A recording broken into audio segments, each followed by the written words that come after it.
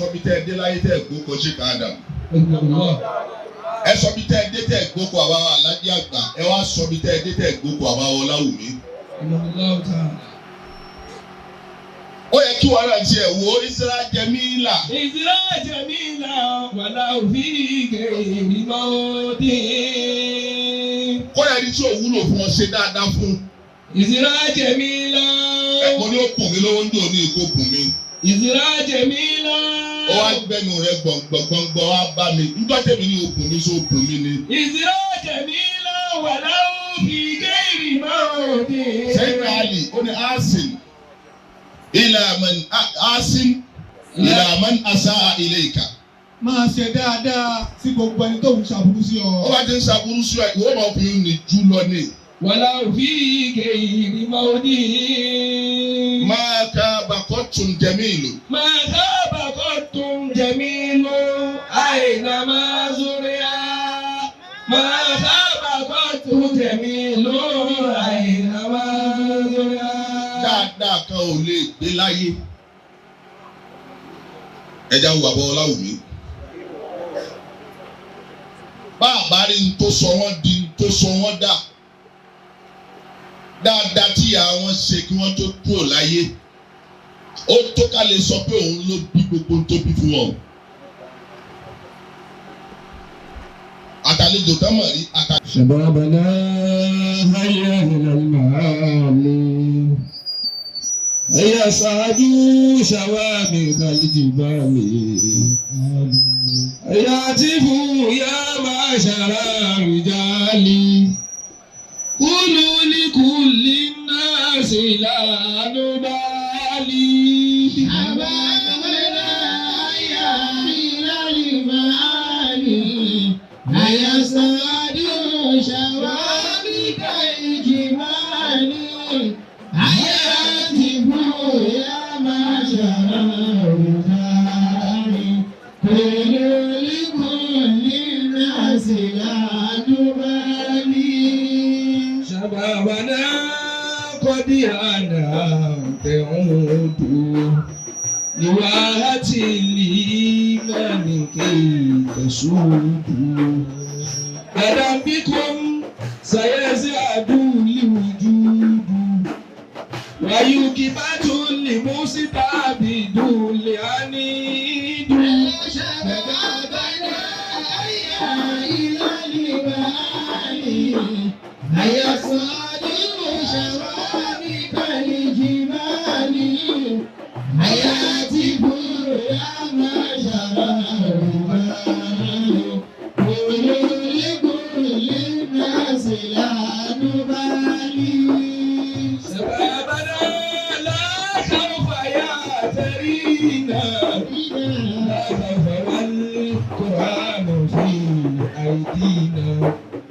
قرآننا دين لنا يقينا. وإن تمسكنا به هدينا. Shababana hayya ilal ma'ali. Hayya sa'adu shawami kalijibali. Hayatifu ya ma'shara rijali. Kulu li kulli nasi la nubali. شبابنا سيروا إلى الجهاد بمدة الإيمان والعتاد لتوقفوا قوافل الفساد وتنشروا السلام في البلاد. Shababana hayya ilal ma'ali. Hayya sa'adu shawami kalijibali. Hayatifu ya ma'shara rijali. Kulu li kulli nasi la nubali. هياتفوا يا معشر الرجال. Kulu li kulli nasi la nubali. هياتفوا يا معشر الرجال.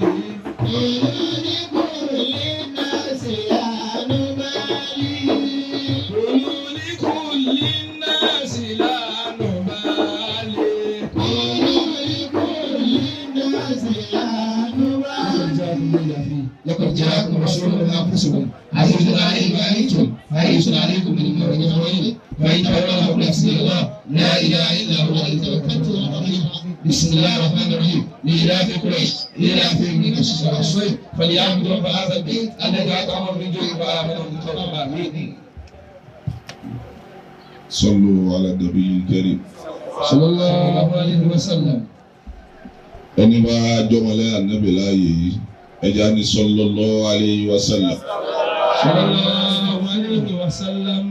ẹja wí kó pé mẹ́ta. sallallahu alayhi wa sallam. lẹ́yìn àsálátù ẹ̀rọ kò gbọ́ ẹni tọ́rọ̀ ń bá fún lálàáfíà ẹ jẹ́ káwa náà ó parapọ̀ mọ́ àwọn tí wọ́n dìde láti lè darí ẹ̀mí wa lọ sọ́dọ̀ Ọlọ́run kún mọ́ èyí tó ti wà ń bẹ̀ tẹ́lẹ̀ láti lè jọ dúpẹ́ fún Ọlọ́run ọba tí ó ní ìṣọ́lọ́dọ̀ tó wá ń fi sọ ní sọ gbogbo wa ọba tó sì ní ìmọ̀nà lọ́dọ̀ tó ṣe fún wa ọba tó tún wá fún wa ní àlàáfíà. Ẹ̀kan nínú àwọn ẹlẹ́kọ̀ọ́ ó ní as-sihhatu tajun ala ru'usil asihha. Àlàáfíà tẹ́rí ni adé kan ni tí ń bẹ lórí gbogbo àwọn tó ń lálàáfíà. Wala yara'u illa al-marda. Adé tá a wá ń wí yìí ẹnìkan ò lè rí àbá aláàárẹ̀ tó ń wò lè dìde. Ẹni wá mọ ìyá àlàáfíà tó wà lára ẹ̀ sọ pé alhamdulillah. Alhamdulillah. Àwọn jájọ parapọ̀ ká kí Ọlọ́run pẹ̀lú gbólóhùn ta'ala Allahu Rabbul alamina. Ta'ala Allahu Rabbul alamina. Ta'ala Allahu Rabbul alamina. Ta'ala Allahu Rabbul alamin. Ya wahidan.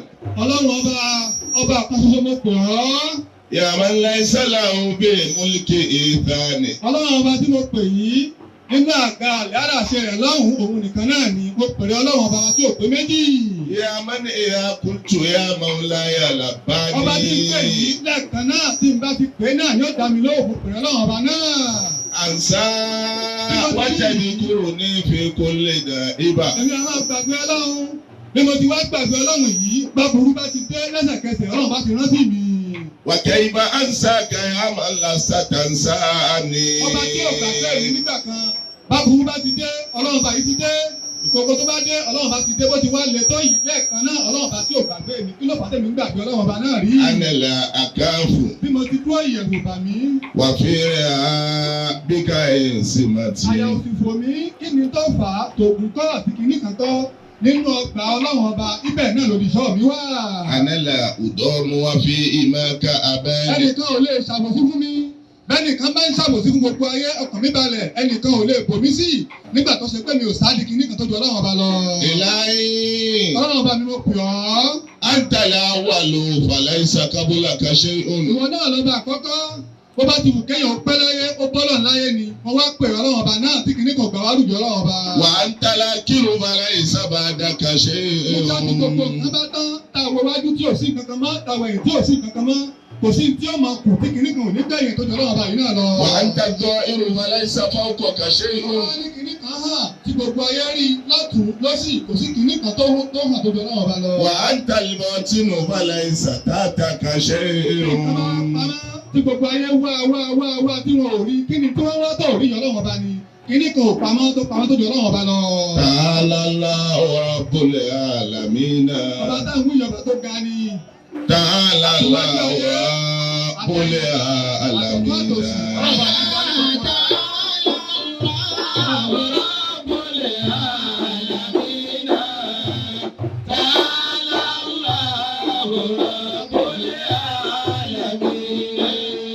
Ọlọ́run ọba mi mo pè ọ́. Man kunta ma'ahu faman Ẹni alayhi. tó bá kún lọ́wọ́ ẹni tó bá dúró tì ẹni tó bá pẹ̀lú ta lẹni náà tí ó dínà mọ́ rí kò sóńtọ̀ ọ̀hún. wàá ń kún tààrí ìfàmàmà ọ̀hún. ẹni tó bá dínà mọ́ ẹni tó ní kó máa fà kó má tóra wọn tí ó bá délẹ̀ tán ta ẹni tí ó pè kò sóńtọ̀ ọ̀hún ọlọ́ọ̀bá yìí náà ni ò sí lára rẹ̀ má tí òbí jẹ́ nǹkan mọ́. tààlàlà wà kúlẹ̀ àlàmì náà. àtiwájú ayé àtọ̀tún àtòsí àti gbogbo ẹ̀. tààlàlà wà kúlẹ̀ àlàmì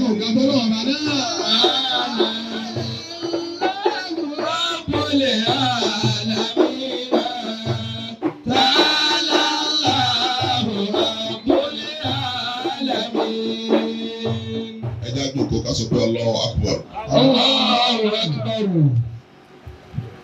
lábẹ́ pé a parapọ̀ kí Ọlọ́run. Allah. ọba tí ó ní wá. mo kí ìkàlẹ̀ ọgbọ̀n àwọn àlùfáà tí àlùfáà wa olóde wọ́n ti dá ọkọ̀ kálukú ilẹ̀ ọ̀kọ̀ọ̀kan ọjọ́ sì ti lọ bẹ́ẹ̀ má ní máa kà á báfọ̀ olóde ti kà á ọjọ́ lọ púpọ̀ àbábọ̀ kí àlùfáà wa Sheikh Ahmad Ọláwùmí Ọlọ́run járí àlùfáà pẹ́ ọwọ́ máa fà náà kọ́ ní báṣẹ́ lọ́dọ̀ bàbá rẹ̀ pàápàá jùlọ iṣẹ́ kakọ́ máa ń kí ó gómìnà tún wá tẹ́rí sí wípé iṣẹ́ nìlèmí náà fẹ́ ṣe. ẹ̀ka nínú àwọn afá akọ́ máa ń kí ó pe ọmọ kí ó rẹ̀ kánjọ́ kan wípé ọmọ mi ayé àmì ìhìnà ti ń tàkà. iṣẹ́ wo lọ́yàn láàyò tó fẹ́ máa ṣe. ọwọ́ ni wọ́n ń dá lóhùn wípé ayé àmì ìhìnà ti ń ó ti rọ́mọ ní tipẹ́ lẹ́yìn ìgbà tó ti jáde lékè ó ẹ wá ń béèrè lọ́wọ́ ẹ̀ wípé what is your occupation? iṣẹ́ wo ló ń ṣe báyìí? iṣẹ́ wo ló ń ṣe gan? ẹ mọ̀ pé bàbá wa kí ó tán ẹlòmí ayaba mi ọ̀tọ̀ ní tẹ́lòmí ó padà máa ṣe lẹ́yìn tó bá kí ó tán kódà tí ò ní jọ̀nà kí ó rárá. ẹlòmíì lè gbé gbá bí owó ẹlòmíì lè tún kí ó tán kó padà wọn dé táì mọ́rùn ẹlòmíì tún lè tún padà gbé gbá bí iṣẹ́ ọwọ́ làbá yìí wá pé ọmọ kéwù yìí pé lẹ́yìn ìgbà tó ti lọ irú iṣẹ́ wo ló ń ṣe ọmọ kéwù wá ń dá àbá lóhùn wípé mẹ́hìnà tó tẹ̀dírẹ́sì. ẹni tó bá bí náà lájọ irú iṣẹ́ tí mo rí yìí tẹ̀ ń ṣe nì iṣẹ́ kan máa kọ́ni lẹ́kọ̀ọ́ òun lèmi náà ń ṣe. ohun tá a bá wa fi ń dá a lóhùn ni wípé innaha mihnatun la mihna. iṣẹ́ ẹ̀kọ́ ni kéwú tó pè níṣẹ́ yìí iṣẹ́ kọ́ wàhálà ni àtàdánwò. iṣẹ́ tó dàbí iṣẹ́ wàhálà tó tó ṣe à ń kọ́ ń kéwò sí. Lafaka Ibrahim Tukod ó ní yàmà yuridu انتهاء وجادته إن المعلم لا يعيش طويلا. يا من يريد الانتهاء وجادته إن المعلم لا يعيش طويلا. Inú iṣẹ́ tó le jù láyé náà ní iṣẹ́ ká máa kọ́ kéwú. Àbá yìí wá dáhùn wípé yá máa yuridu al-intihara. Yá máa yuridu al-intihara wajadituhu. Ọlọ́pàá ẹ̀yin tẹ́ ẹ fẹ́ para yín ẹlòmíà wò ó báyé ti sú òun.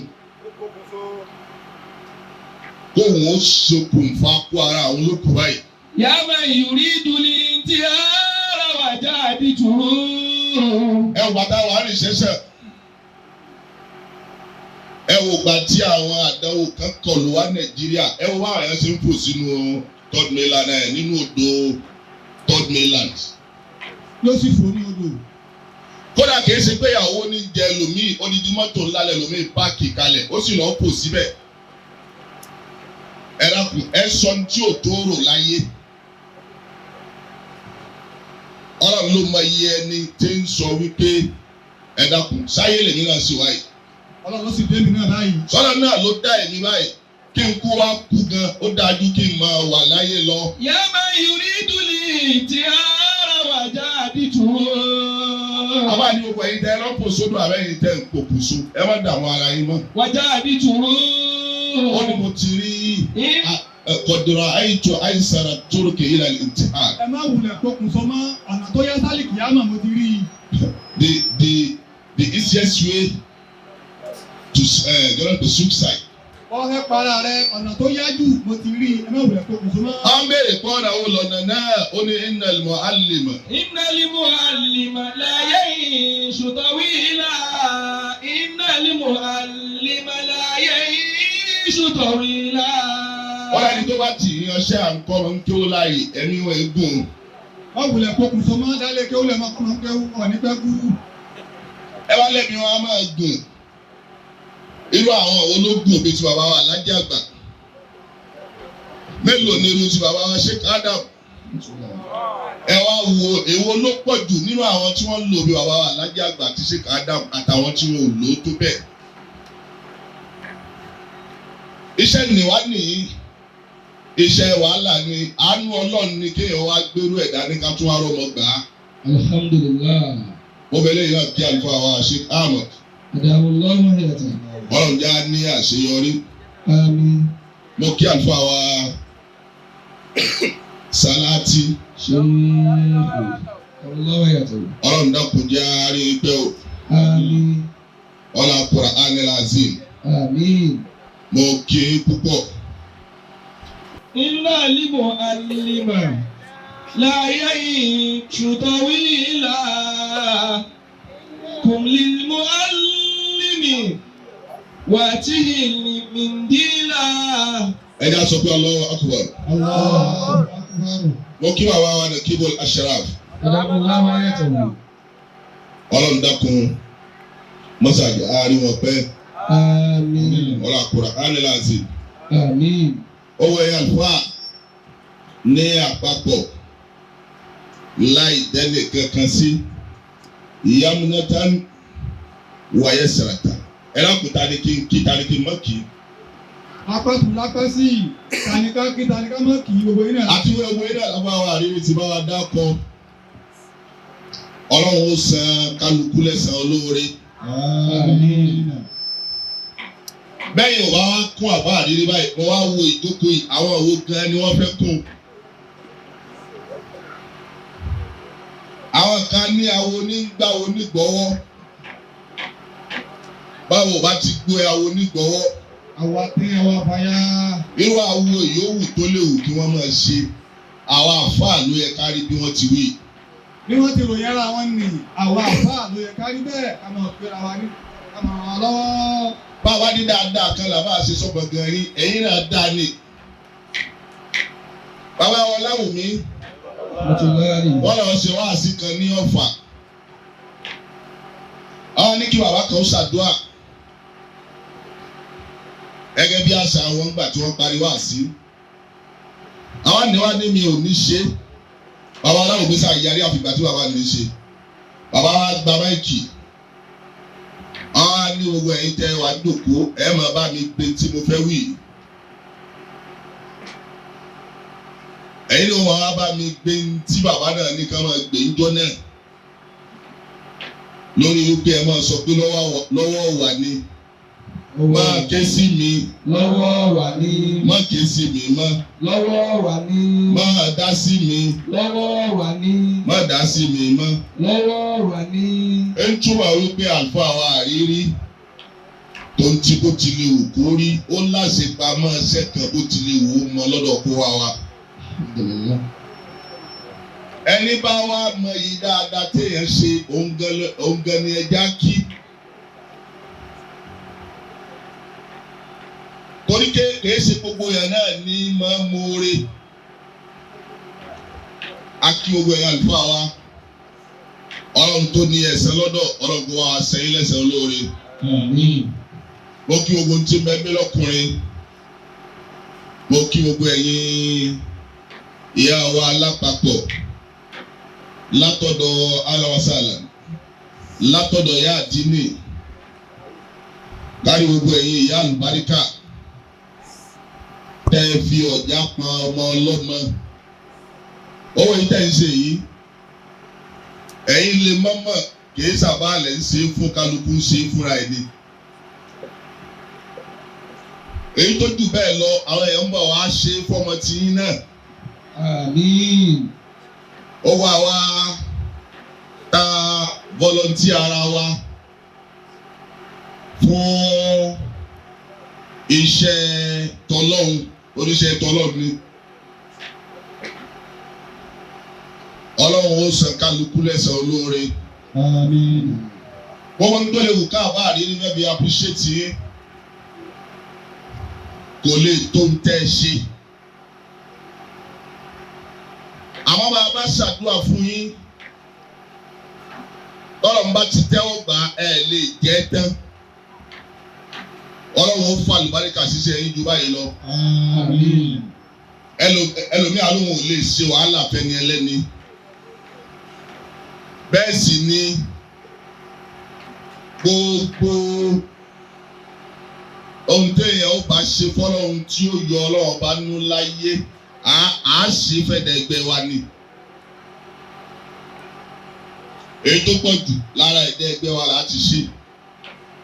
Ọlọ́run tó lẹ̀san lọ́dọ̀ kó wá san yín lẹ́san olóore. Àmín. Ọlá Qur'an al-Azim. Àmín. Akí Ashabu Nabil. ọ̀dọ́ tó mú yẹn ni akí. Al-Ustaz Ibrahim Yushau Al-Hariri. Adamalahu ayatihi. Ọlọ́run kó dákun kó bá wa gun àfáà lẹ́mìí. Àmín. Ọlá Qur'an al-Azim. Àmín. Àfààní laysa al-fata. Al-fata la yustada'u bihi. Laysa al-fata al-fata la yustada'u bihi. Wala yakunu lahu fil ardi atharu. Bí fún wa tó bá jà yẹ́gbó náà tó wí díẹ̀. Nígbà tó ti lè dúró yóò dáná sínú. Àwọn àgbàlagbà lọ́mọ ọmọ ẹni èrè ni. Laysa al-fata la yustada'u bihi wala yakunu lahu fil ardi atharun wala yakunu lahu fil ardi atharun. Ẹ dákun, ẹ wá lóbìnrin máa ń gbóbìnrin lárugẹ ni. Ọkùnrin ò tiẹ̀ gbọ́dọ̀ tóbi, ẹ̀yin ìyá wa sì wò. ẹgbẹ́ nǹkan ní lárugẹ. Ẹ dákun, bí gbọ́dọ̀ ẹ̀yin obìnrin ò bá ti tó báyìí, ń gbé fèrè bẹ́ẹ̀ lómi nù yín, ẹni tó bá sì wù mí ni. ẹ̀yà àbálẹ̀ tóbi kó má gbé bẹ́ẹ̀ lómi. láti wí. Ẹ tó wù lẹ́ẹ̀kan sí i. Bí alẹ́ kan sí i. Laysa al-fata man la yustada'u. Láàyè tó bá ti fi máa ń sí i. La yustada'u bihi. Àwọn alárùdù ó bínú. Al-fata la yustada'u bihi. Wala yakunu lahu fil ardi atharun. Wala yakunu lahu fil ardi atharun. Àwọn rìásà ọ̀sẹ̀ kan lára ọmọkùnrin mi kò rí wí ámbèlè tàṣí àjọ wá láti ilé. kò mọ̀ tẹ́lẹ̀. Ó máa tẹ́lẹ̀. ọmọ mi àti bí ọ̀sẹ̀ kan lẹ́ẹ̀dì máa kọ́ kí o tún ní mà. Mo wá yọ̀ǹda kó lọ jòkó. Laysa al-fata la yustada'u bihi. Mo yọ̀ǹda. bàbá làwọn yẹn ń dákọ́ jòkó. Wala yakunu lahu fil ardi atharun. Ọlọ́ba adúpẹ́ fún bàbá Wàkílù. Àmín. À ń rí ìtọ́jú wọn lára ọmọ wa. Alhamdulillah. Alfa wa Al-Hariri. Laysa al-fata la yustada'u bihi. Wala yakunu lahu fil ardi atharun. Wala yakunu lahu fil ardi atharun. Ìbéèrè tí mo fẹ́ dájú ẹ̀kọ́ gbogbo wa ni wípé ìjẹ́ èèyàn gidi ni gbogbo àwa tá a jókòó yìí. gbogbo àwọn tá a jókòó yìí ṣé èèyàn gidi ni wá. Báwo lè yẹn ṣe lè mọ̀ wípé èèyàn ni mí? Abadé laysa al-fata. Laysa al-fata الفتى لا يستضاع به. Àbá ìwọ náà béèrè lọ́wọ́ ara rẹ̀, àǹfààní wo lèèyàn ṣe lára rẹ̀ rí? Ẹni ẹlẹ́ni tó fẹ́ ṣàǹfààní fún yẹn, ó wá gbé gbàwájú ọ̀dọ̀ rẹ̀, ó ní ìní ẹ má ṣe o, àmọ́ tọ̀. ليس الفتى الفتى لا يستضاع به. Ẹnu tọ̀. Onítọ̀wọ́ òsì sórí fẹ́ni tó fẹ́ ṣe é fún mọ́. ẹlẹ́fẹ̀ràn mọ́ká wọn ò ní ẹ máa hàn o àmọ́ tọ̀. Ẹnu tọ́ ni wọ́n àpótí ìyàwó wọn sì fi gbà lọ́wọ́ ẹlòmíì. Ó ní tọ́ kí ni ó lè ní wíńdò wa lọ òun náà wá padà tún lọ túrò. ẹ fẹ́ fún ìyàwó ẹ fún àmọ́ tọ̀. ليس الفتى ليس الفتى الفتى لا يستضاع به. Sayyidina Umar رضي الله تعالى عنه.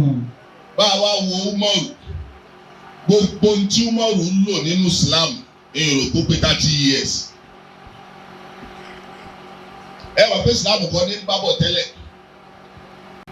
gbogbo tó wá lò tó bá pé 30 years kò jù bẹ́ẹ̀ lọ.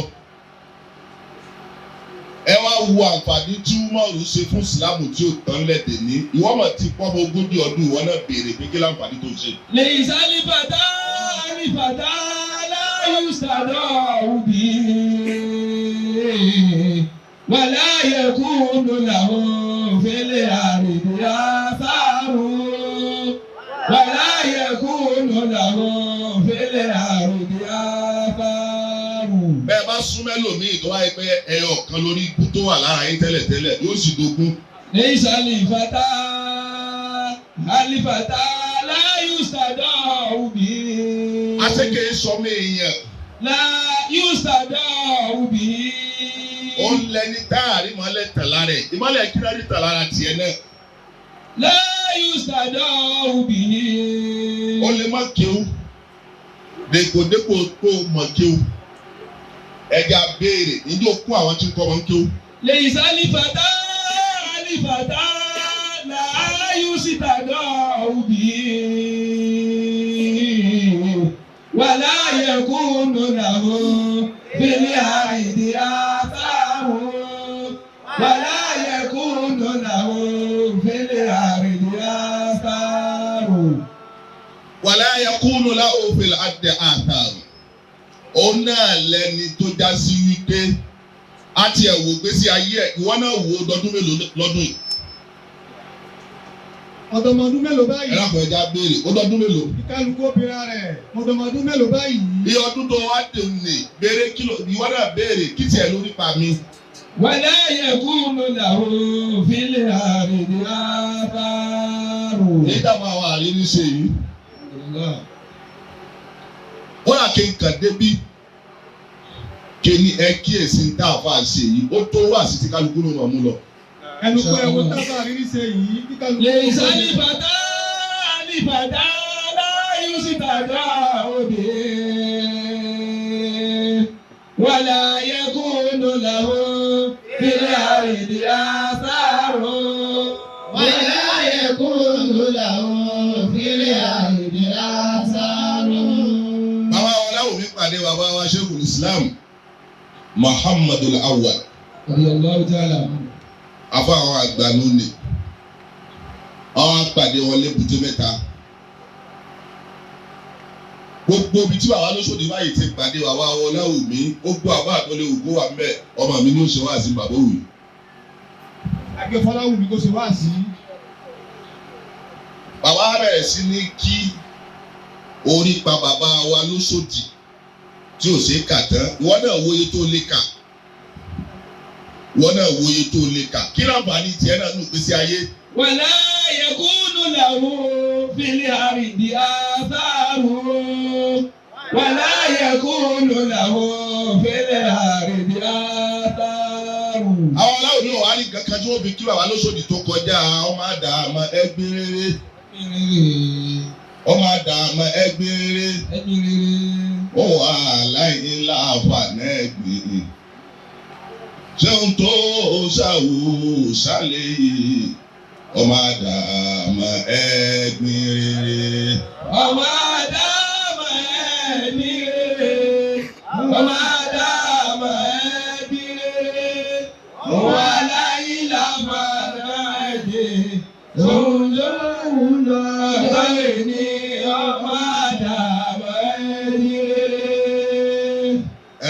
ẹ̀wọ̀n dàrí ní ṣe ezra jamila. Ezra jamila wàlá òfin gẹ̀yìnì máa ń dé. Máa sábà kọ́ tu jamilun àìnàmá zúríà. Máa sábà kọ́ tu jamilun àìnàmá zúríà. Ẹlòmíà ní ilé ìṣòro síbi tẹ́mi ò bá ti ní ráǹfààní. Ezra jamila wàlá òfin gẹ̀yìnì máa ń dé. Ẹni tí ò bá ti lè ṣòro síbi tí ò retí àǹfààní ń bẹ kò ní kọjá inú yàrá ẹ̀. Máa sábà kọ́ tu jamilun àìnàmá zúríà. Máa sábà kọ́ tu jamilun àìnàmá zúríà. Ẹ sọ bí tẹ́ ẹ dé láyé tẹ́ ẹ gbó kọ ṣe káàdà. Ẹ sọ bí tẹ́ ẹ dé tẹ́ ẹ gbó kọ àbáwọ alájí àgbà. Ẹ wá sọ bí tẹ́ ẹ dé tẹ́ ẹ gbó kọ àbáwọ Ọláwùmí. Ó yẹ kí wọ́n náà ṣe ẹ̀wò Ezra jamila. Ezra jamila wàlá òfin gẹ̀yìnì máa ń dé. Kọ́ ẹni tí ò wúlò fún ọ ṣe dáadáa fún. Ezra jamila.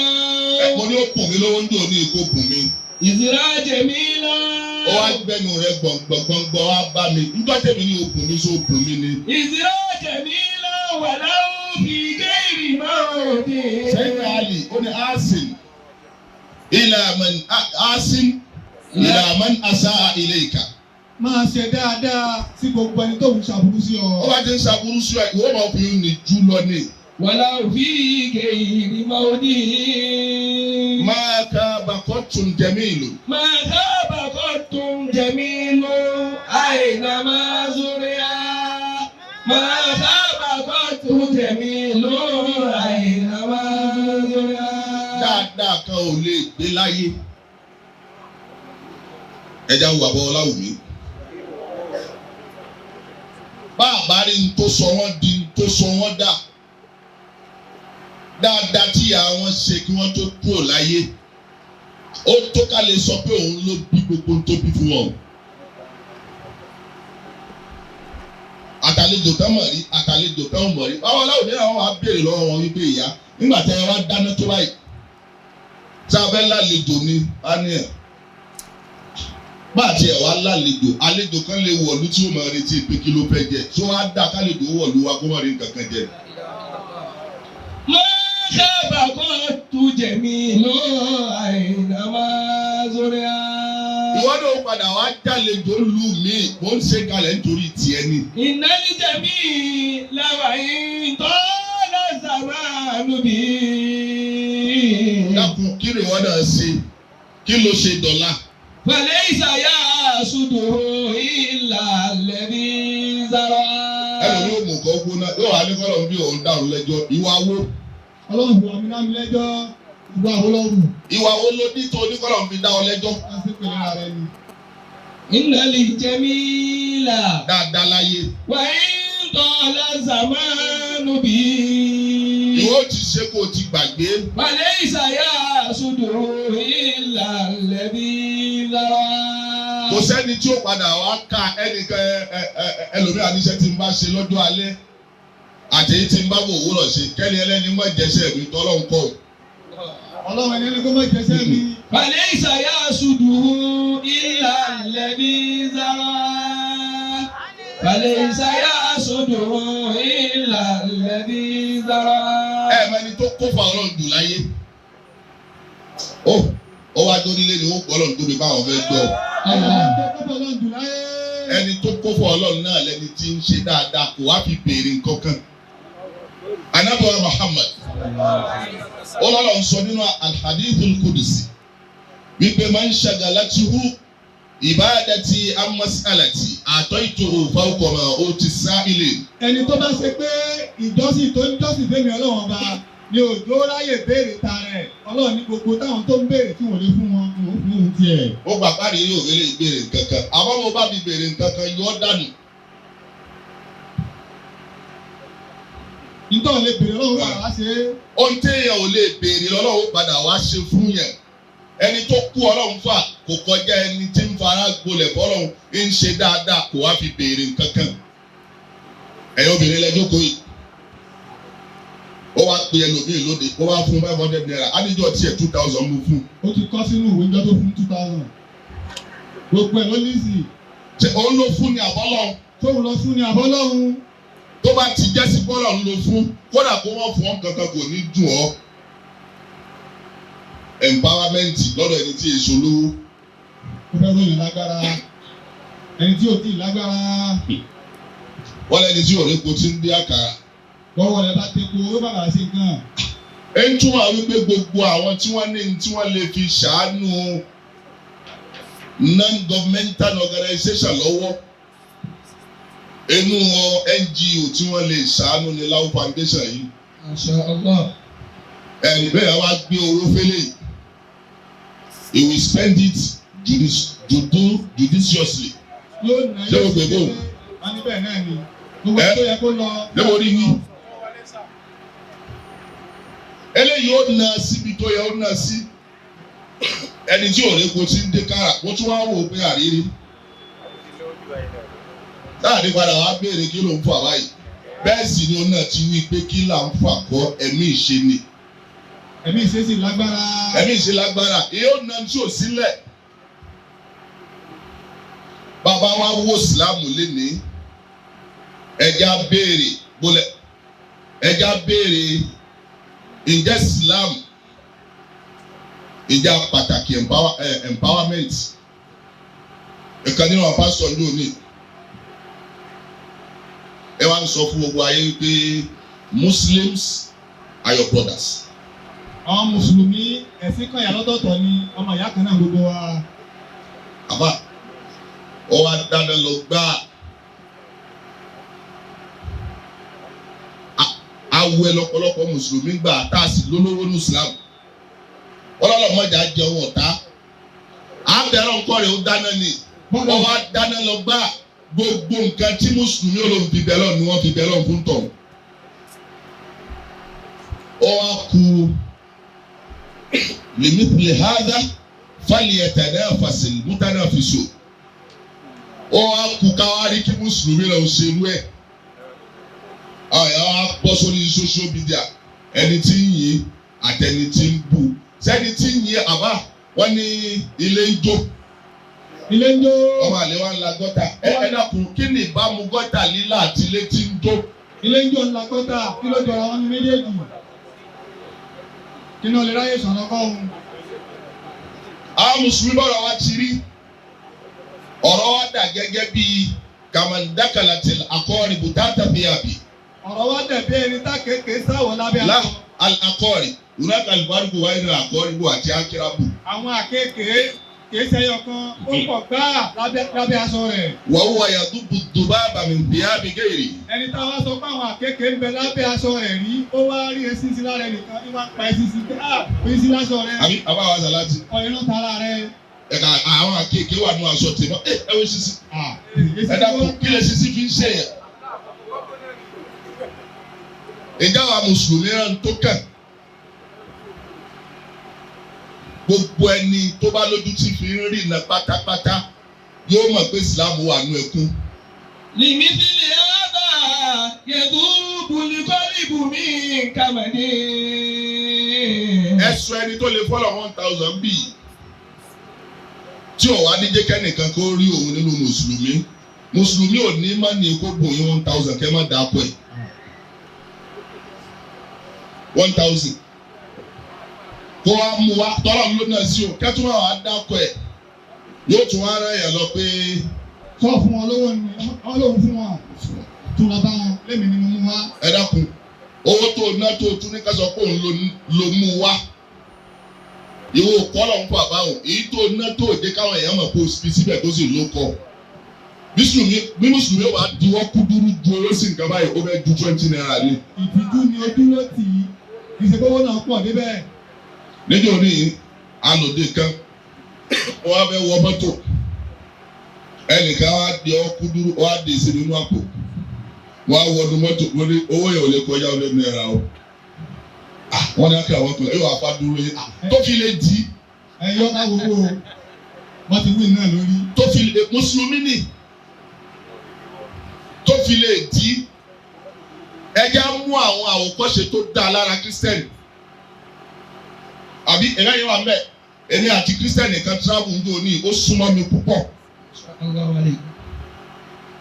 àwọn kọjá bágà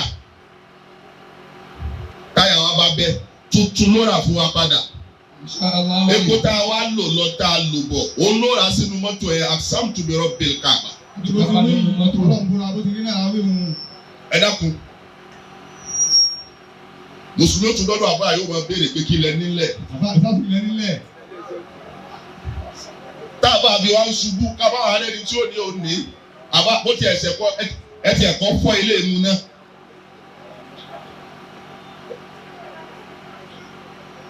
لمثل هذا يذوب القلب من كمده.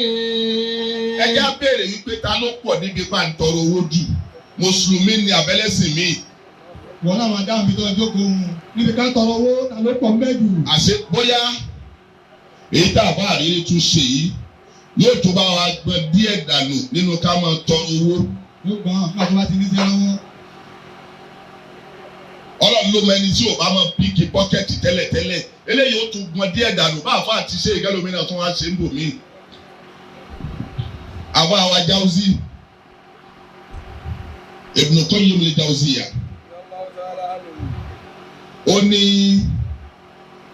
ó ní zulimu ní kéèyàn ó lọ máa tọrọ owó àbòsí ńlá gbà ni. قال ابن القيم. farabalẹ̀ má kà torí àsìkò jẹ́ ìsàlàyé ẹ̀ ni àbá àtọ́ máa ń tó kọ́ àtẹni tí wọn ò bá kà tí ò mọ tó wà ń bẹ yàtọ̀ síra wọn. ó ti wà ní ọ wá ka tí ò sí mbẹ mo ti mọ̀. àwa Ibn Qayyim al-Jawziyya ó ní àbòsí mẹ́ta láàrin bí kéèyàn ó jáde kó sì lọ tọrọ owó. àkọ́kọ́ òun náà ni zulmu rububiyya. ẹlẹ́ẹ̀kejì ni zulmu al-mas'ul. ẹlẹ́ẹ̀kẹta ni zulmu as-sa'il. ọlẹ́ni bá lójúlójú ń tì. èèyàn ṣàbòsí èèyàn mẹ́ta látara pé èèyàn lọ tọrọ owó. àkọ́kọ́ ó ṣàbòsí ọlọ́run tó dá ọ. torí pé ní tí ó mọ túmọ̀ ní wípé nígbà tó wá lọ bẹ́ẹ̀dẹ̀ ọlọ́run pé bùnmi lówó ní tó ń sọ ní wípé ọlọ́run ò lè bùn ọ láì lọ bẹ́ẹ̀dẹ̀ bẹ́ẹ̀. kí ọlọ́run máa dá mi sí ìgbà tó ọ̀dùsọ̀ lámùtà lọ́ọ̀à. ó ṣàbòsí ọlọ́run. ẹlòmíín lápá ó lẹ́sẹ̀ àbó ti mọ́ ọ lára kó mọ̀ tọrọ nǹkan. ẹ̀sìn tó tako kéèyàn máa tọrọ owó máa tọrọ pé ẹ bùn mí ní kínní tó dàbí ìsìlámù sí. ìsìlámù ní kéèyàn mú okùn kó sì lọ nú igbó kó wá lọ ṣẹ́gi kó wá dì í. Ẹbí aha. Kó wá di igi yẹn. Fàyẹ̀bí aha. Ó wá dì í tó wá lọ tà á. Fàyẹ̀kú fàlọ́wù bí àwàdí àwọ̀. Ọlọ́run wá fi gbé ìbànújẹ́ tó wà nínú ojú ẹ̀.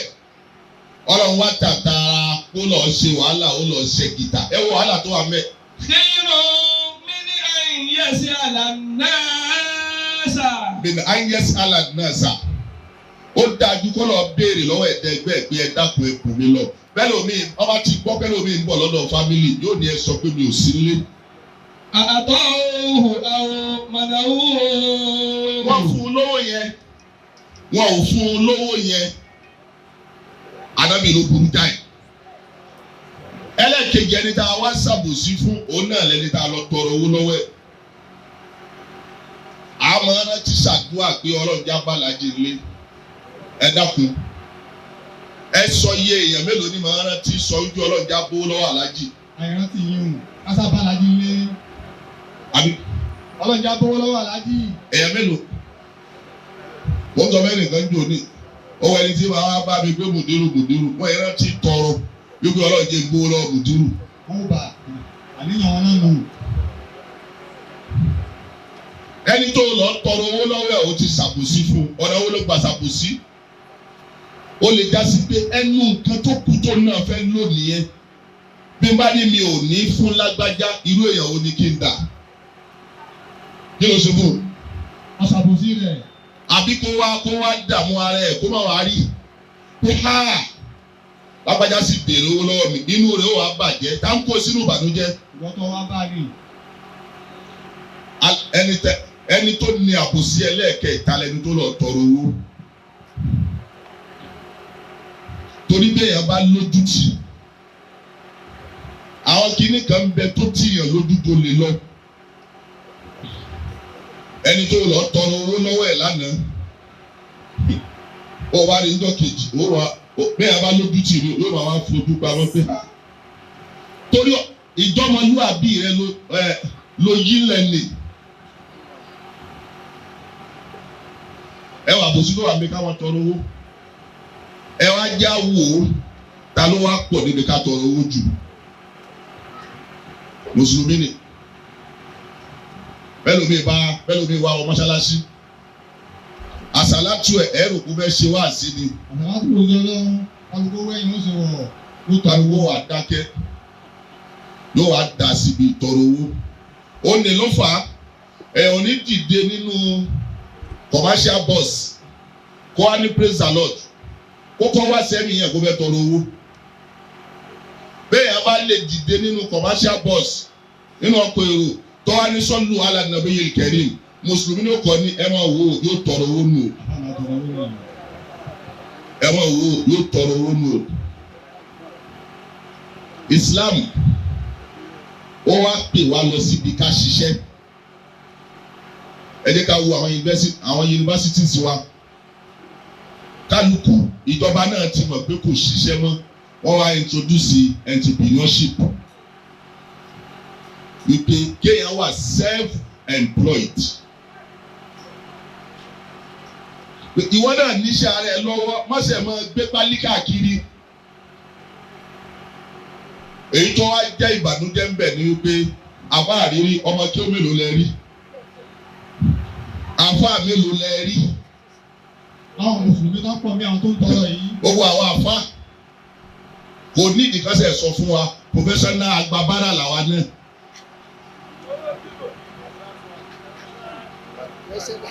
àwa tún modernize tiwa ní nígbà tá a parí sí tá a dá wákà ẹni tí ń tọrọ bára kí ni ń sọ ìbéèrè tá a fẹ́ béèrè ni pé ẹja béèrè pé ṣé bá a ṣe máa bá a lọ nìyí.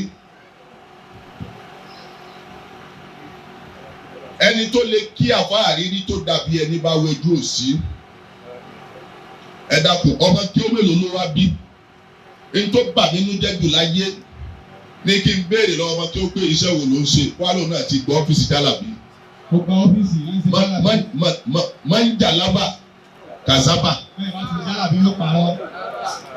ó wáyé bá ti ṣe Jalabi yóò parọ́ nígbà téèyàn wá bá ọ tó gbé bùkátà rẹ̀ wá bá ọ àbátọ abú ẹkún kí ló kẹnu pọblẹmù ẹ fábílì ẹni ẹni. àbá àlùkò bú ẹkún. àbá àti ń bá ẹ̀rọ nǹkan wá bú ẹkún. àbá kílẹ̀ rí. àbá kílẹ̀ rí. ìyá rẹ̀ kọ́. àbá nígbà tí ó béèrè ìyá rẹ̀ ń kọ́. bàbá rẹ̀ ń kọ́. òun náà ti kú. ayé bí ká ọ. kílẹ̀ kún kàfá nísìnyí. kí ni pọblẹmù ẹni kó máa sunkún. yóò gbà lẹ́yìn. kí lórí tí ń ká ẹ lára. Manjalaba kadiba owó ẹni tó ṣe Jalabi láyé yóò parọ́ wala'natullahi alal kadibi. bẹ́ẹ̀ bá sì ti parọ́ ẹbí dandan lọ́wọ́ ọba kó bá wò kù wọ́n. ó sì ké Kùránì débẹ̀ ó ṣàdúrà fúnra rẹ̀ ni àbó ṣépè fúnra ẹ̀. ibi tá a ti bára wa carry as necessity ṣé bá a ti máa gba bára lọ náà nìyí. ẹ dákun káwá gbà bá àdé gba bára lọ ẹ̀yin jẹ́ mùsùlùmí ǹjẹ́ ìṣàánú àwọn afá yín. ọba tẹ̀wálà gba bára. ọba tẹ̀wálà gba bára mọ́ ǹjẹ́ ìṣàánú àwọn afá. níjọ́ òde ìkànnì àwọn pásọ̀ tó lábẹ́láka láyé ó bọ́ sáré àwọn jàmáà ni ó lọ nídìí èèyàn mẹ́wàá tẹ́nì kọ̀ọ̀kan lè fún Ọlọ́run ní 1 billion naira. Ó wá ní ẹni tó bá mọ̀ pé òun ní lẹ́yìn ìsìn kó lọ rí sẹ́kẹ́tírì òun. Wọ́n wá bá mi lọ lè bá sẹ́kẹ́tírì. Má wàá bá mi. Ẹ dákun bá a bá fẹ́ gba 2,000 lọ́wọ́ mùsùlùmí. Ẹ mọ yáyà tá a kọ ká. Bẹ́ẹ̀ bá ilé ṣe mistake yìí pé lọ rí bí èmi lásán àbá ó sá lọ nìyẹn. Àbí kò gba tó fẹ́ gbà lójú agbo. Ó tún pè yàn mẹ́wàá tẹ́nì kọ̀ọ̀kan lè dá 500 million naira. Ó ní kọ́lá ọ̀rí sẹ́kẹ́tírì wọ́n á béèrè lọ́wọ́ Christian nìkan wípé ó dẹ̀ ṣú ọ̀kan máa kó yẹn lẹ̀ ó làǹfà ó dá mi lójú pé wọ́n ò rí ju iye tó wú yẹn lọ. Ẹ wá sọ fún mi ẹ sọjọ́ tá a mùsùlùmí fẹ́ mókè ẹ sọjọ́ tá a fẹ́ mókè ẹ sì ń wu ẹlòmíín sìn àmúṣe òjẹ́ inú àdánwò ńlá òun ni kéèyàn máa wá yọ ọdún òṣì bẹ́ẹ̀ yà bá ti lè wà ní òṣì inú problem ló wà nìyẹn. Poverty is a big problem. Àìríjẹ àìrímu. Problem ńlá ni o. Ó nìkan bẹ tá a bá kà lè kéwù pẹ̀lú ọ̀dínà kìsìmọ́tàlìjà báárì fìlà. ọ̀dínà kìsìmọ́tàlìjà báárì fìlà lànà ìlímọ̀ wàlílìjù àlìmánù lànà ìlímọ̀ wàlílìjù àlìmánù. Orí yẹn àwọn àbá àkàbí ń ṣe tẹ́sílíà fún wa ni. ọ̀dínà kìsìmọ́tàlìjà báárì fìlà. Bẹ́ẹ̀ má mi dùn wá nú pé ọ̀dínà. kìsìmọ́tàlìjà báárì fìlà. Ó yọ wa nínú. Ó yọ wa nínú. So we are interested with what is given to us. Lana ilimo. We are contented. Lana ilimo walilijo alima. Ó dá sọ fún wa nú orin náà nù ní pé ìpín tọ́lá ń pín fún wa òun náà nìmọ̀ ó sì tẹ́ wa lọ́rùn. Fa iná lima. Lana ilimun. Walilijo alima. Ọlọ́run fún wa ní mímọ̀. Bẹ́ẹ̀ bá wá lọ wádìí owó àwọn ignorant náà máa ń lówó. Àwọn ignorant ni wọ́n máa ń lówó ẹ̀sìn gbówó alága lọ́wọ́ ignorant. Fa iná lima láyé fúnà kọ̀rí bí. Fa iná lima láyé fúnà kọ̀rí bí. Ó dà fi mọ̀ wípé aláìmọ̀kan ni máa ń lówó yẹ fúnà kọ̀rí bí. ó ti lè wù kówó pé tó ó ti lè wù kó pọ̀ tó kò ní pẹ́ tán. Wàyí nàlẹ́ ìlímọ̀ yẹn kúkọ́ láyàzá. Àwọn generation kan wà Nàìjíríà lẹ́nu atọ́lẹ̀ dọ́lẹ̀ ń ta gan tiwọn ó tí ì tán dè níbà. Fa iná lẹ̀ ẹ́límà. Fa iná lìmọ̀ láyé fúnà. Fa iná lẹ̀ ẹ́límà yẹ kúkọ́ láyàzá. Àmọ́ mímọ̀ Yẹ̀bùkọ́. kò lè tán láéláé. Ohun tí mo wá fẹ́ lò ń bẹ̀ ní báwa báyìí òṣèlú ṣèkì o. Àwa là ń ṣì gbọ́yé. Ohun tí wọ́n ń wí òun náà ni pé aláìmọ̀kan ni máa ń fowó ṣakọ. Kò sí téèyàn lè fi ṣakọ tó dàbí mímọ̀. Wọ́n ní irinṣẹ́ lówó ọba jẹ́ àní. Torí ìlọ tí a fẹ́ kí ìfẹ́ nìyẹn. Olóṣì bá àpàṣẹ ẹ̀dá òní gbọ́. Irinṣẹ́ lówó ọba jẹ́ àní. Torí ìlọ tí a fẹ́ kí ìfẹ́ nìyẹn. Olóṣì bá pàṣẹ ayé òní gbọ́. Nítorí àwọn ewu tó wà nínú òṣì àfààní alifakiru látọ̀run alákìlá. Bẹ́ẹ̀ yẹn bá ilé tòṣì àkídà rẹ̀ gan wà at stake. Ẹ̀yà wo àwọn dàwí àwọn ará wa nú àwọn mùsùlùmí tí wọ́n ń ṣe àwọn èèyàn lẹ́nà pẹ̀lú àkídà tí ò dá. Ẹ sọ kí wọ́n bí ní wọn mú tó dàbí owó. Yẹ̀kúlú bá dùn sálàfì. Ẹ sọ kí ni wọ́n fi mú wọn mọ́lẹ̀ tó dàbí owó. Owó àwa tá ń tẹ̀lé mọ́sábùlù wàsàtíyà. Ẹ sọ ẹni tí ó fún wa lówó ta ìkọ́ mọ́yálásí. Ẹ tẹni tí ó fún wa lówó ta ìlú mọ́tò bọ̀ jìnnà. Ṣé gbogbo àwọn tí wọ́n á gbarú àkídà ní ṣé torí tọ́lọ́ ni torí owó ni. Mo wá sí ìròyìn tí yọ̀ǹda yín kì í sọ bẹ̀rẹ̀ lẹ́sìn. Yẹ̀kúlú bá dùn sálàfì. Ìdá àbàlì fàkìrù ìlà àbàlàdì. Ìkànnú àwọn àfa àgbà tànà ó ní tí òṣì bá ti lọ lù kan. Qala lahu likufuru kunni ma'aka. Ó ní lẹ́ẹ̀kan náà òun náà ní ìṣèkèfèrí sọ́lọ́hún yóò sọ fún òṣì nígbèdàkùn mú mi dání. Kí là ń bá débi pa ìdórí èèyàn? Òṣì náà ni. Kí là ń bá débi pa mutí? Kí là ń bá débi pa àbá lọ ń forí kanlẹ̀ fèsù? Kí là ń bá débi pa àbá ń ṣẹ́fà? Ndọ́ta ti wá ṣe gbogbo ẹ̀ sáà ti wá lówó tọmọ Ìgbò ọ̀sán-dùn. Ogun ó ra mọ́tò ogun papọ̀ lẹ́yìn. Nígbà tí yàrá mọ́tò 25 million naira ta ló ní gáúsù ọmọ Ìgbò yìí tó ra 150 million kan kí ni ó jẹ́? Òṣì ni òṣì nígbà tí ò kárí àbá mi àgbé mọ́tò dojú agbo yóò máa wá sọ fún gbogbo ayé wípé ẹ lọ ẹlẹ́yìn agbo ẹ lọ wo ohun tí mo gbé wá. Wá sí náà ni wá sí o. Wá sí náà ni ó wá sí ó ti wá jẹ kálukú náà kí ló fà á òṣì ni. Wa qala Zunnuni. Ò ní dá. Ìlúkú ló mọ̀ rùn. Wa qala Farabalẹ̀ ìkànnì àwọn sínú àwọn àjọta mbẹ́lẹ̀ kí o. Ebi ti wá pa ọ wá pe ẹnìkan wípé lágbájá wa kí ló lórí gbogbo lè jẹ náà. Ló bá àrò fún mi la ẹ jẹ gàrí àtẹwà. Ebi gàrí àtẹwà. Èyí ni kákan rẹ̀ rí díẹ̀ ni. Ẹ̀ka nínú àwọn a'immatul mazahib al-arba. Ó níyàwó wa bá oníjọ́ kẹrin. Faqalati inna ad-daqiqa nafada. Olùbálẹ̀ wa èmi ọmọ ti tán lé. Faqala laha qatalaki Allah. Ó lásàkẹ́ ó ní yóò bá fòrò ẹ kọ́ tálákì lọ. Àbá kí ó táwọn kan mọ̀ tí bàbá àbùdérù kọ́ ọ lò. Qatalaki Allah. Wọ́n ní kọ́ tálá ò lè túmọ̀ kó pa. Ó wọnú bàlágà ni. Qatalaki Allah. Zikiru sábàb. Zikiru sábàb wa iradatul musabbab. Zikiru sábàb wa iradatul musabbab. Ìta dárúkọ sábàbí la mú wá.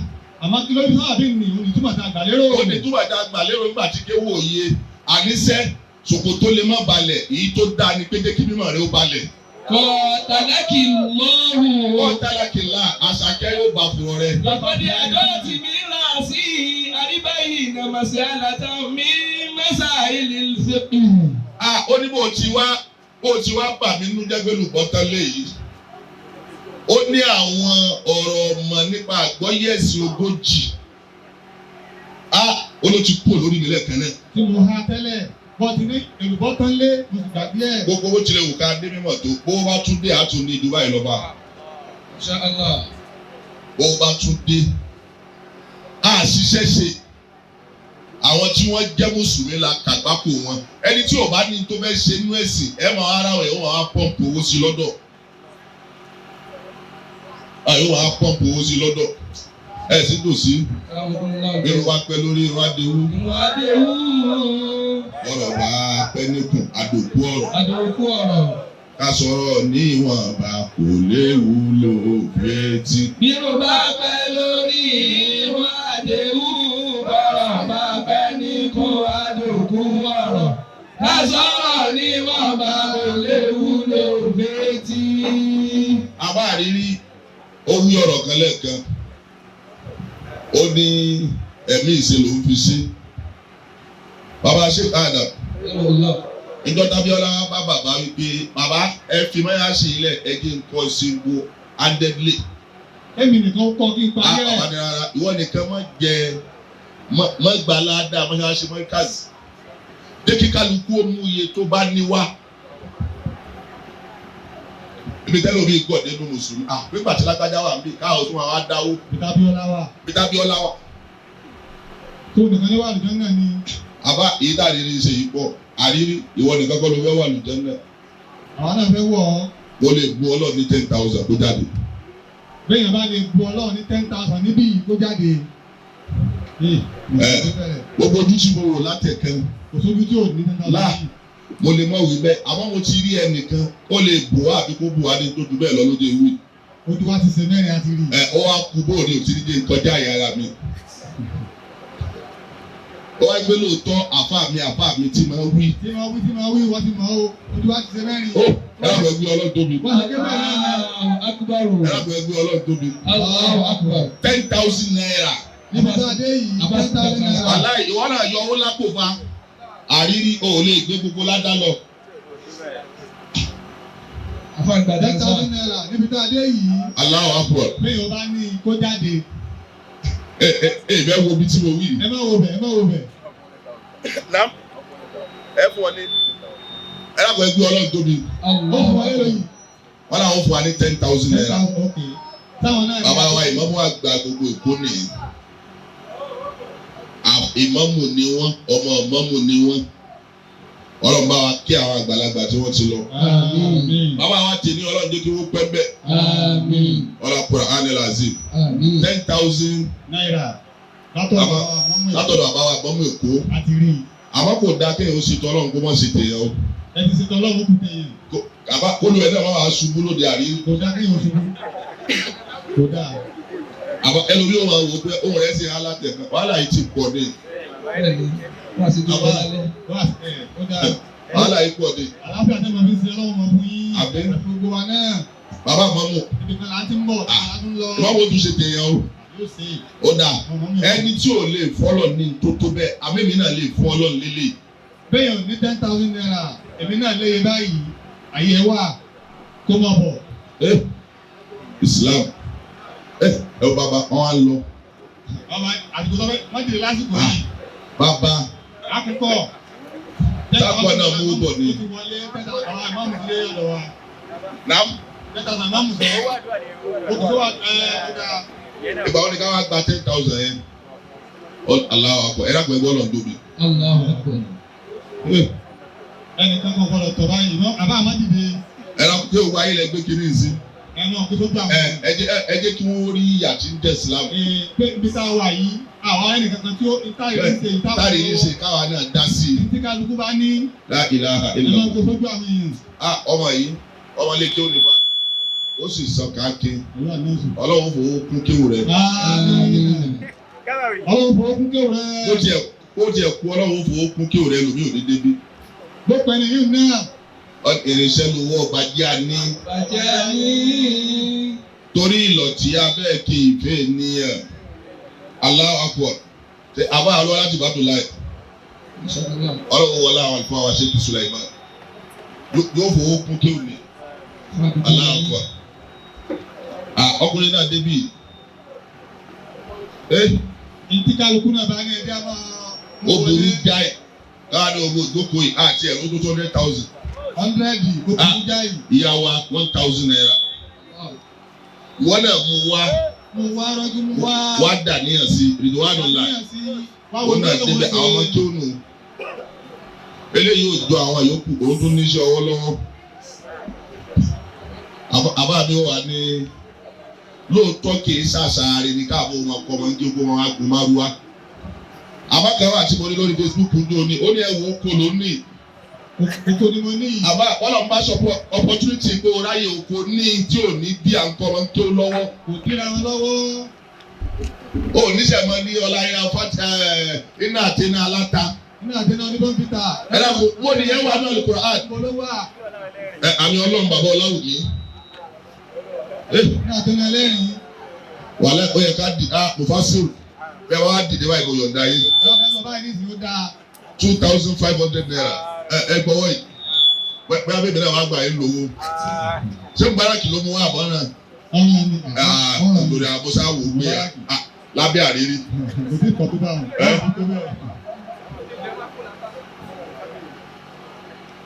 Ibo ló tún kù sí. Yasasiri náà ń bọ̀. Ọlọ́run wọlé àwa Ọláwùmí yóò wá ṣe sásìlè láàfà. Nígbà tí mo wò ó lẹ́ẹ̀kan, mo sásìlè tá a wá sọ ló kọ́kọ́ yìí. Tó ní ọkọ yìí. Ẹ dàpọ̀ ẹlòmíín náà mọ̀ lọ́mọ tí ò débí. Ẹlòmíín náà lọ́mọ ń bí tí ò débí yìí. Ọ̀dà ẹja wíwákà yìí pé bàdùn ẹ̀ dábàá gbà tí yóò bá rán mọ́. Bàdùn ẹ̀ dábàá gbà tí yóò bá rán mọ́. Bàdùn ẹ̀ dábàá gbà tí yóò bá rán mọ́. Gbàdúrà dábàgbà tí yóò bá máa. Àdúrà onítọ̀hún tí ìgbà tó. Àdúrà onítọ̀hún tí ìgbà tó. Àdúrà mi Ọlọ́run jẹ́ kó gbà. Àdúrà mi Ọlọ́run jẹ́ kó gbà. Bàbá àgbàdá kó gbà lórí ọmọ. Tó bá gbàdá kó gbà lórí ọmọ. Gbogbo ẹja jẹ́wọ́ kábìrì kí la fẹ́. Bismillahir Rahmanir Rahim. Allahumma anta bi awahijina alim. Ọlọ́run gbogbo àníyàn dáadáa síwájú rẹ̀. Àwọn tí wọ́n yọ̀ǹda àyè yìí fún wa. Àwọn tó yọ̀ǹda bí fún wa. Ọlọ́run dákun bá wa san wọ́n lẹ́san olóore. Ọlọ́run bá fún wọn lẹ́sàn lórí. Ara ń tà wí nìyẹn. Àràtà wí náà nìyí. So ara humanity lélẹ̀. Ìwà jọ́mọ nìyàn. Christian lẹni tó níbí. Àràtà wí nù. Ó sì yọ̀ǹda ẹ̀ fún wa. Kò sí kan rárá ẹ máa lò ó. Ó sì rántí pé àyè tèmi náà wà yìí. Níta wà yìí. Òun náà ni àyè bàbá tó bí ìyá wa. Ayé bàbá tó bí ìyá wa. Ẹjọ́ tí àwọn àgbà kú ibi tá a ti ṣe náà ní. Ayé sì kí wọ́n ti pẹ́ lórí táǹsì yìí. Ibi tá a ti ṣe náà ní. Ọlọ́run dákun pa wá san yín lẹ́san olóore. Ọlọ́run bá san yín lẹ́san lórí. Báwa jẹ́ ẹgbẹ́ ìta nígbàdo. Ọlọ́run jẹ́ tàǹgbàjò. Ọlọ́run kúrò ánì làzim. Ọlọ́run kùnà jù lọ́dọ̀ Ọlọ́run. Ọlọ́run bá wa kẹ́ bàbá wa Alhaji Idris Babájídé. Bá wa kẹ́ bàbá wa Ismail Babájídé. Amina. Bá wa kẹ́ bàbá wa Abdulrasheed Babájídé. Amin. Àti gbogbo àwọn tí wọ́n ti lọ lára wọn. Amin. Bisimilayi kuluwala. Bisimilayi rahmani rahim. Kuluwala ahad. Allahu samad. Lam yalid wa lam yulad. Wa lam yakun lahu kufuwan ahad. Gbogbo apáta gbogbo tí ń jẹ́ bànújẹ́ wa Ọlọ́run ó wọlá àjókòó yìí wà sọ́ di dùnú. Amin. Ìdùnnú wa ní di bànújẹ́. Amin. Wala subhana rabbika rabbil izzati amma yasifun. Wa salamun ala al-mursalin walhamdulillahi rabbil alamin. Wọ́n jẹ́ kí wọ́n panupọ̀ sí àtàwọn bàbá àlùmọ́lẹ́yìn. Àlàáfíà tí wọ́n fi jíṣẹ́ Ọlọ́run ọba pẹ́ bí wọ́n ti sọ́lẹ̀ kan Ọlọ́run kó bá wa ṣe fún wa. Ẹni bá fẹ́ bẹ̀ fún wọn kó kí i lápapọ̀. Bismillah rahim atahiyatu lillah azakiyatu lillah atahirahim assalamu alayka ayyuhan nabiyyu wa rahmatullah wa barakatuhu assalamu alayna wa rahmatullah.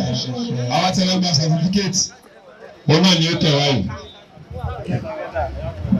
Náà orúkọ àwọn onísàfíkẹ́tì lánàá pẹ̀lú síra àfáàwà Shuaib Ọlájídé Shuaib ẹ̀rọ pàtàkìkẹ́tì yín báyìí kẹsì jẹ́ kí bábìlì ẹ máa fi àfọ́tò wájú àbá ọláwùmí àti àwọn bọ́sí àyè tọ́wọ́ ti ń fún yín bẹ́ẹ̀ ẹ̀ mọ̀ fi àfọ́tò wájú àwọn àbá alùpùpù wọ́n bí. Alágbára Idris Kudirat Ọmọlára Alágbára Idris Kudirat Ọmọlára Orí Sanwó Zainab Onídàmọ́lá.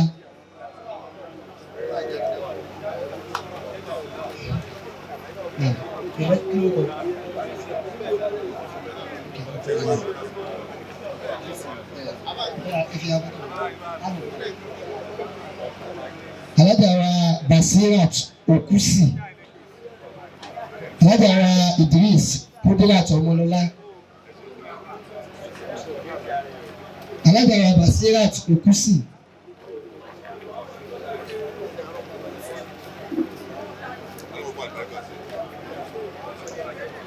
Alágbára Báwálà Wasilat Munisola Kétìrì alùpùpù. Alágbára owó ẹ̀yẹ Afusat Kétìrì. Alágbára Àjàyí Ayọ̀ọ́lá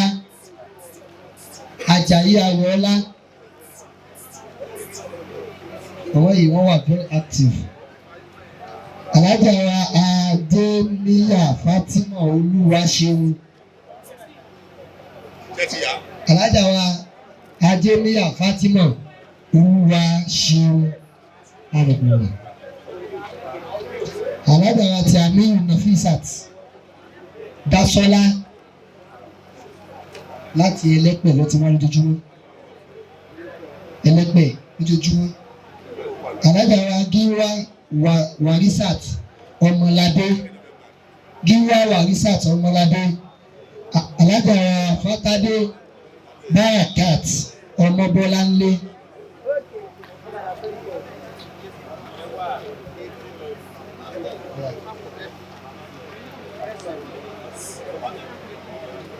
Gbogbo ẹ̀yin ọ̀gá bàbá wọn Láwùmí wọ́n bá yín ya fọ́tò bàbá wa Indasalati bàbá wa Sheikh Abdulhakeem láti ìlú Èkó bàbá wa Sheikh Adam oṣù Lálé Mariam bàbá wa Sheikh Muktador akérèǹgà púpọ̀ ẹ̀sìn ẹ̀kú náwó sí certificate wọn ni à ń present which is certificate of participation iṣẹ́ tí oníkàlùkù ṣe ní amark. Alhaji wa Bello Moruf Adéwálé shoemaking Bello Adéwálé ṣe ilé ṣe bàtà ilé ṣe bàtà fún àwọn Láwùmí ẹ̀kọ́ wájú Monday. Alhaji wa Mobọ́lájí Mujibat Ọpẹ́yẹmí certificate of participation ni o tí a bá ṣiṣẹ́ nìkan wọ́n mọ̀ lè fi jẹ́rìí pé báwọn ọ̀yà fọ́tò kò ń gbàgbé mi. Alhaji wa Adéríbigbé ti kọ́kọ́ Ibrahim Alani bàbá alámọ̀lá àlùkùnrin àrùn báyìí wọ́n ní ṣọ́ọ̀bù ńlá tí wọ́n ti ń ta àmọ̀là wọ́n gbé àmọ̀là kan wá lánàá ọ̀láì bàbá mò ń lá lámọ̀là ni àmọ̀là yẹn ní agbára kódà bàbá ẹ̀ gbé wa yín gbé lọ lékè wò wọ́n ti mọ àmọ̀là wọ́n sì gbajúmọ̀ ta wọ́n tún wá kọ́ kétìrì kù gbajúmọ̀ ni wọ́n lé ojú ẹlẹ́gba ọ̀kan ni wọ́n. Alhaji wa Abdullahi Abọ́lákalé Abdullahi kọ́ṣẹ́ ni computer engineering okay naam. Alhaji wa Adébáyọ̀ Fawaz wọ́n ṣáájú bàbá àwọn ọkùnrin lọ́wọ́ bí nísà Adébáyọ̀ Fawaz Bámidélé Abdul Mujib okay computer engineering. Abdul Mujib Muhammad Awal okay uko kale nje okay Mustafa Suleiman ó wà àgbàlagbà tẹ́ ń bá ya fọ́tò lọ́fẹ̀ẹ́ lófò yìí wọ́n mú láti yí o. Alhaji wa Ganiu Lawal Ayinde bàbá yìí ọ̀nà wọn jí gán wọ́n sì wá lójúmọ́ látara kọ̀ǹpútà ìjìnlẹ̀ wọ́n láwọn òní wá lónìí ní wá rí bàbá wọn láwùjọ tó lè. Alhaji wa Suleiman Ọláréwájú Jimoh bàbá yìí wọn kì í pa kíláàsì jẹ kọ̀ǹpútà engineering. Alhaji wa Salam Murtala ẹgbà ọtí rẹ Murtala ẹgbẹ́ fún wọn náà òkè lóyà. Alhaji wa Agbésúpọ̀ Olúwatómiwá Alamin Muiz Karim bàbá alátọ̀dọ̀ Al-Mubarak akínyínsá o Muiz Abdulkarim àwọn ọkùnrin nínú àwọn ọmọ tí òbí wọn ní kọ́ máa sùn ọdún wa rí ọmọ wọn sùn tí wọn lọ́jọ́ kan wọ́n sì ní kọ́ sùn tí wa wọ́n ṣẹ̀ máa lórí wọn lọ́la báyìí. Mutiu Stephen Mutiu bàbá yìí wọ́n fa abalẹ̀ púpọ̀ àgbàlagbà ni wọ́n sì fa abalẹ̀ kọ́. Ganiu Balkis Ọlásùnbọ̀ soap making àwọn tí wọ́n kọ́ ọṣẹ nu ẹ̀yin ọlọ́ṣẹ́ dákun ẹ lọ gbé ọṣẹ yín wá o ẹ̀yin ọlọ́ṣẹ́ ẹ lọ gbé wá ní ìyá bàbá wa Láwùmí bàbá wa Sọlá tí wọ́n fẹ́ gbé ọṣẹ yín lọ lé o àti air fresh àtẹ́lẹ̀ ṣe soap making. Alhaji wa abalaja Yusuf Waliyat Àríkẹ́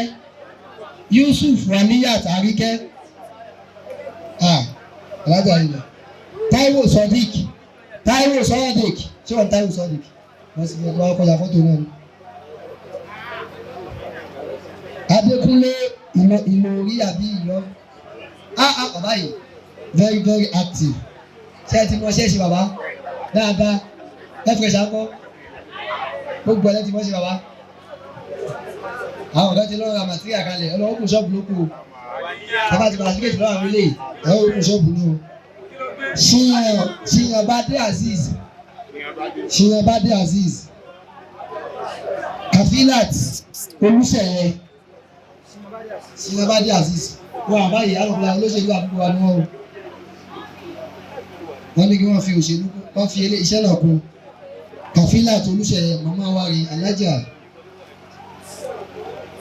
ti mọ gbogbo ọṣẹ ṣe o àríjẹ Rizkat Mojísọ́lá alájà Hamza Mariam Tèmítọ́pẹ́ nọ́mbà yìí kan fẹ́ pọ̀ o orí speed ní báyìí ọ̀dà kùn Abdulrahim Habib Adéoyè speed ló kù báyìí o speed ọlọ́ọ̀ṣẹ́bìkà Àdíjá fọ́ọ̀mù ipò ọlọ́ọ̀ṣẹ́bìkà Basira family méjì lélẹ̀ Babátúndé Kádíjà Adétọ́nà Blessing Olúwanífẹ̀mí Mustapha Rashida Fatai Habib àwọn náà kọ́ sẹ́ni Balógun Muhammad Akurede Mahmood Adébárí Habib Ayọ̀mídé àwọn ọlọ́run ẹ̀dá kò má bínú sáà o yóò wọ́n jẹ́ ẹ̀rí fún bínú sáà o Zakari Yao Ọlá Abibalai ok sísá yìí náà kọ́ ni ok ẹgbẹ́ sàtífíkẹ́tì wọ́n jọ àwọn ẹni ọlọ́run Babalọlá Adéwálé láti gbà wọlé yàrá Àjàyí Gbénga Sunday Àjàyí Gbénga Sunday ok Babalọlá Adéwálé wọ́n àwọn afáwa ni ẹni àpọ́nlé ni wọ́n Azeez Abdullahi Ọlámilékan ok Azeez Abdullahi ok Kúrẹ́ngà Abdulhamid Ọlásùnkànmí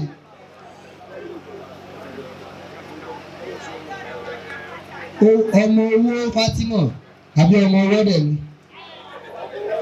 Toríọlá Sekinat ìyá mi rẹ̀ Adéoyè Adéọlá Saheed Fatima Saheed ọmọ owó àbí eléyìí tí wọ́n ṣú ìṣe bàbá abẹ́pẹ́ pọ̀ fún wa ní sísítẹ́mù ṣúmẹ́kì ló lọ fún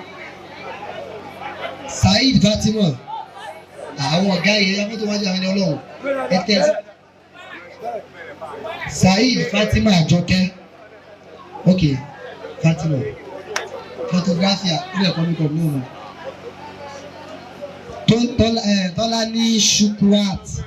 Tọ́lání Shukurat Umu Basit Yawa ya Basit ya Basiti wájú àwọn ẹni ọlọ́run ewu Adékúnlé Olúwa pẹ̀lú mi Abídèmí Gíwá Mariam Adébáyọ̀ ya Basiti àwọn ọlọ́run àwọn Intasolati ẹgbẹ́ ìwájú wọn àlùyé ìtẹ̀gbà wọn náà fi ọkàn dàníyàn o Gíwá Mariam Adébáyọ̀ graphic designer bi okay give it to them Mubarak Abdullah ṣéjà tó kọ́ṣẹ́ ni Razak Kafayat Jẹ́gẹ́dẹ́ Christiana Adéọlá Fawaz Karim Ọlásódé Fawaz Karim dà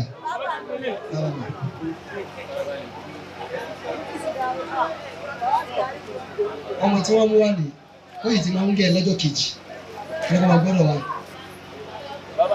bàbá ni wọ́n ti máa ń gẹ̀ gan o Ọlásódé Àmúdálátù ẹ̀dá pẹ̀lú tí o bá yí sàtífíkẹ́tì kó sọ o ti tán báyìí o Ṣùáìbù Ọlámídé Kàbírá ìṣàmúlò sàtífíkẹ́tì Badmus Idris Àkànní Usman Àtàndá okay photo Adélójú Clement ọ̀gá shoemaker tó wá ń kọ́ shoemaking Rasheed Ridwan, Balógun Taofik, Adékúnlé Olúwapẹ̀lúmi Abídèmí,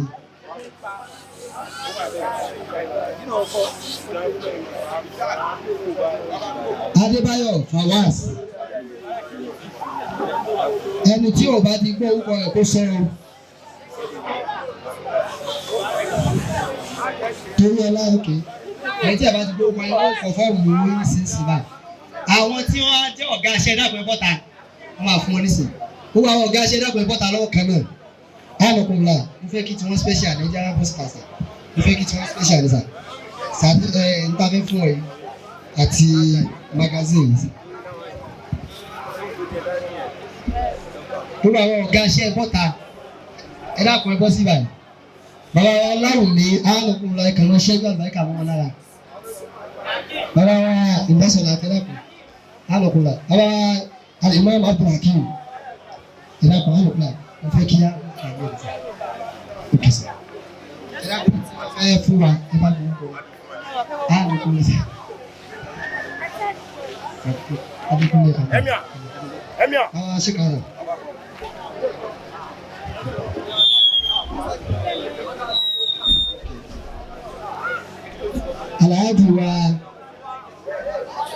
Aláàjì àwọn táwọn akọ́kọ́ pé Mr. Kausara Ṣóyìtán, Mrs. Kausara Ṣóyìtán, ẹ bọ́ sáà ní bàbá báyìí, bàbá tí yẹn dà, ẹ wà fi àkọ́kọ́, ọwọ́ ẹ̀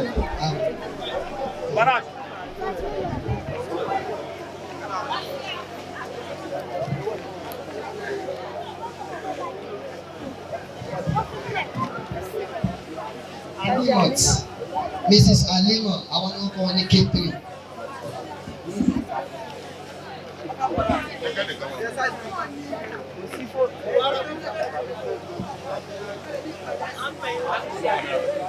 Bí a ti ń fi yóò sáyé ọlọ́run ò ní dáyé padà. Mr. Sodiq Olúwètò, bá kó sí bíjọ́.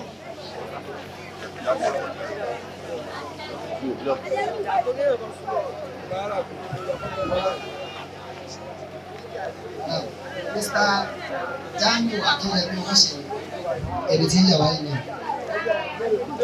Àwọn ni wọ́n jẹ́ graphics designer. Ó ti kọ́ díẹ̀ lórí mẹ́ta.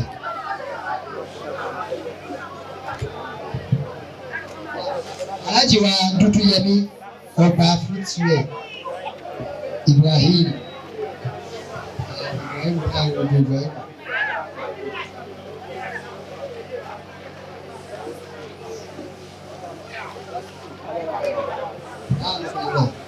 Afa wa Mr. Isaac olùdáàbò tó ń sọpọ́tì.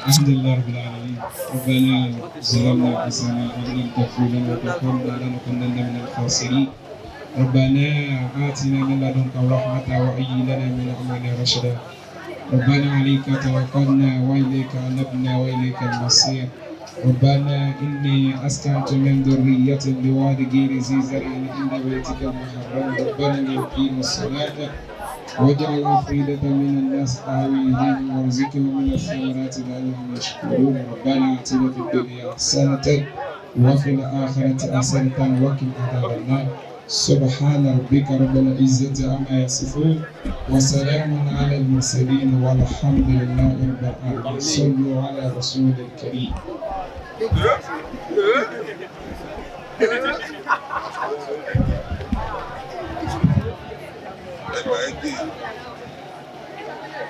بس مولانا كالي اي بسم الله الرحمن الرحيم bàbá ti wí bisimilayi rahman rahim ní láti di ìpínlẹ̀ bisimilayi rahman rahim.